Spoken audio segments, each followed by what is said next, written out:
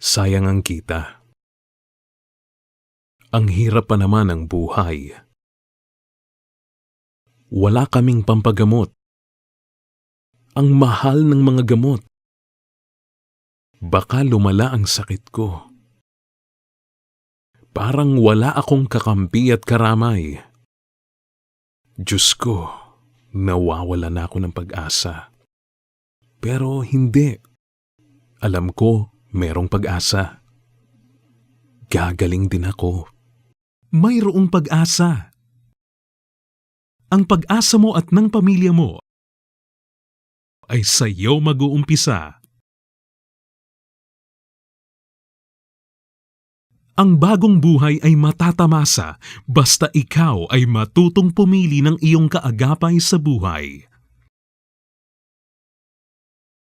Si Dr. Ami Patdu-Labios ay nagtapos ng medisina sa De La Salle University, College of Medicine at sa Universidad ng Santo Tomas sa kursong BS Pharmacy.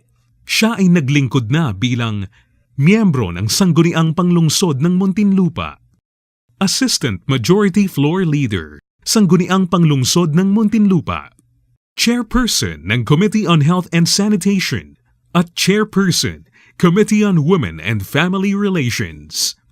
Isang doktor na affiliated sa iba't ibang association upang palawigin ang kanyang kaalaman sa medisina. Member, World Society Interdisciplinary Anti-Aging Medicine International Association for Physicians in Aesthetic Medicine. Member, American Academy of Aesthetic Medicine. Member, Philippine Association of Primary Skin Health Physicians Incorporated.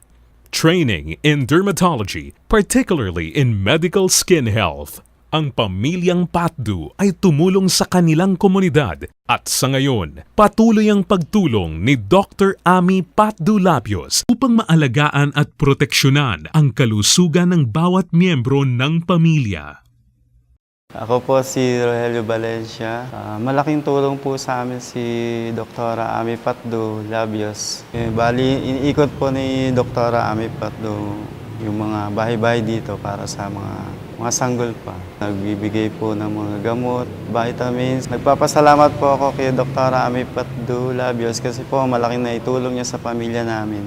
Yung pong mga anak yung misis ko, halos di na po kami nagbayad ng bill sa ospital. Si Dr. Ami Patdu po ay merong mga libreng konsultasyon dito po sa lugar namin. Ako si Cindy Cruz. Ang naitulong ni Dr. Ami Patdu-Labios sa pamilya ko is yung pagpapa-opera ng mata ko. Ayun, nasolusyonan yung problema kong cataract problem. Magpapa-check up sana kami kaso mahal daw yung gagastusin namin. Pero nung isang beses, nabalitaan namin yung programa ni Doktora. Naoperahan siya agad. Nang dahil sa libre ito, walang ginastos yung pamilya ko. Hindi na ako nahihirapang magbasa ngayon ng malayo. Doktora, ako si Consuelo Estumata. Nalubos na nagpapasalamat sa inyo pagka matagal kong tiniis itong aking mata dahil sa katarata.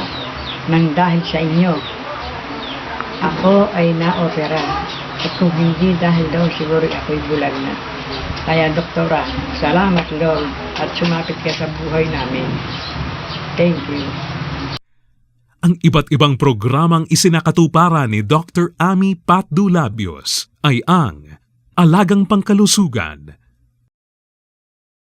Medical Program para sa Disease Awareness Campaign, Health Instruction among Preschoolers, FBS, Fasting Blood Sugar and Cholesterol Screening, Flu, Pneumonia, and Cervical Cancer Vaccinations, Cataract Operation Program for the Elderly,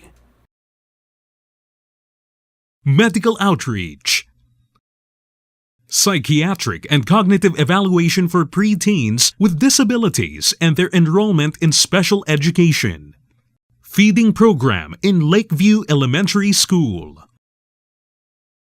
at Garbage Recycling for Medical Program. Disaster Calamity Relief Operation.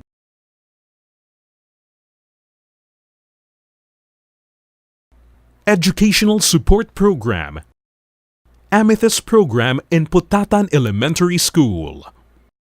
Si Dr. Ami Patdu Labios.